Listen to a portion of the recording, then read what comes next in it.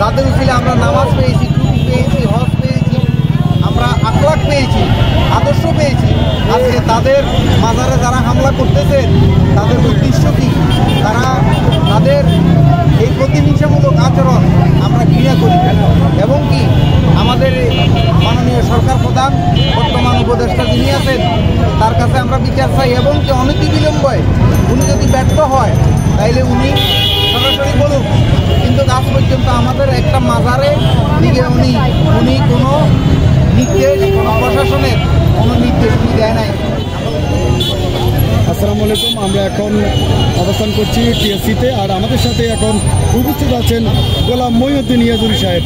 এখন আপনার কাছে জানতে চাই, ফিলিস্তিনে যে ইসরায়েলি যে গণহত্যা, সেই গণহত্যা নিয়ে আসলে আপনার পদক্ষেপ কী বা আপনার মতামত কী? আমরা শান্তি চাই, ইসলাম শব্দের অর্থ শান্তি।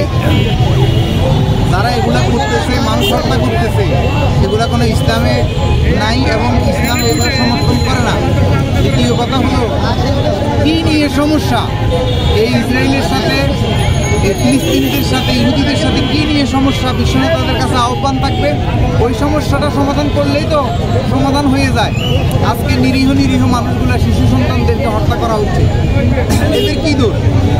আমি বিশ্বনেতাদের কাছে আহ্বান করব, প্লিজ এই 50-60 বছরের জীবনে আমরা চাই না হানাহানি, মারামারি, আমরা যুদ্ধ চাই না, আমরা সবাই শান্তি চাই। একান্তই আহ্বান, কী নিয়ে সমস্যা ইহুদিদের সাথে, ইসরায়েলের সাথে, ফিলিস্তিনিদের সাথে কী নিয়ে সমস্যা, এটা নিয়ে বসে সমাধান করুন। এই ছোটো ছোটো বাচ্চাদের কোনো দোষ নাই, ওরা নিষ্পাপ। আজকে ভাঙচুর হচ্ছে, এগুলো ধ্বংস হচ্ছে, ধ্বংস হয়ে কারও লাভ নাই, ইহুদিদেরও লাভ নাই, মুসলমানেরও লাভ নাই।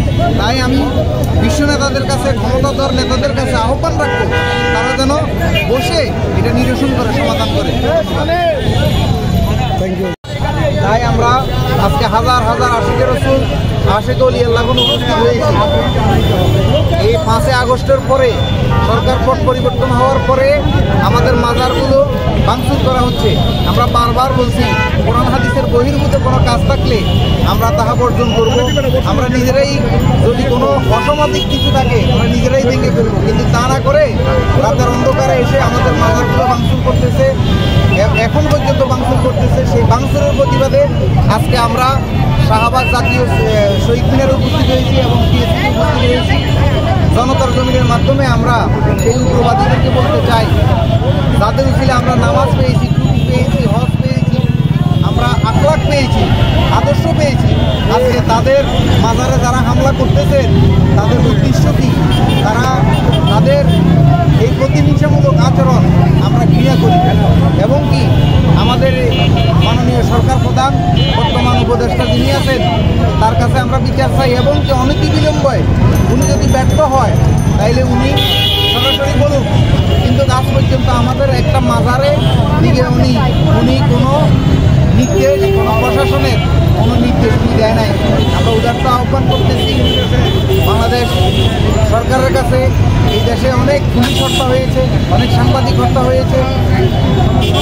যদি আসলেই অন্যায় করে থাকে তার বিচার হোক, আমি যদি অন্যায় করি আমারও বিচার হোক, কিন্তু এই যে নিরীহ মানুষগুলোকে এইভাবে অত্যাচার করতেছে, তৌহিদি জনতা নামে বাড়িঘর লুটপাট করতেছে, আমরা তাদের বিচার চাই। তারা কারা, তাদেরকে চিহ্নিত করা হোক। এই সামান্য একটা কিছু হইলে উস্কানি দিয়ে সাধারণ মানুষের ঘরবাড়ি লুট করতেছে, সাধারণ মানুষের দোকানপাট লুট করতেছে, এরা কারা, এদেরকে চিহ্নিত করে শাস্তির আওতায় আনা হোক।